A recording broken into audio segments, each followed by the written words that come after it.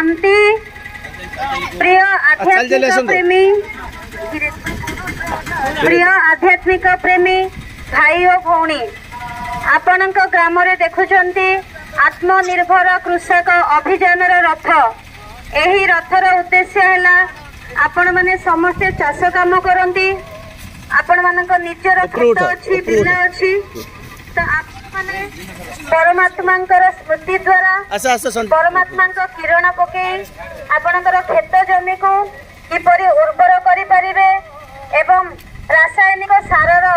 दुष्प्रभाव विषय तो आप भल भाव जानी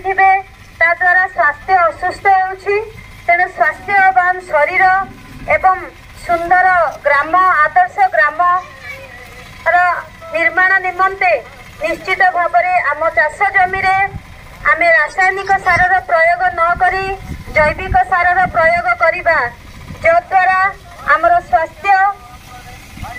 भल रहिबा सहित आमर परिवार साही पड़िशा ग्राम मध्य सुस्थ सबल रही पारिबो एवं जो कमी जाइछि आज शस्यर कमी देखा जाउछि ताहा मध्य रहिबो नाही ताहा दुई गुणित होई जिवो एवं आम परिवार भितरे अभाव नरे जो आज कृषक आत्महत्या करुछि आत्महत्या न करी से आत्मनिर्भर होई पारिबो। सेति निमंते आसंतु देखंतु एवं एही रथ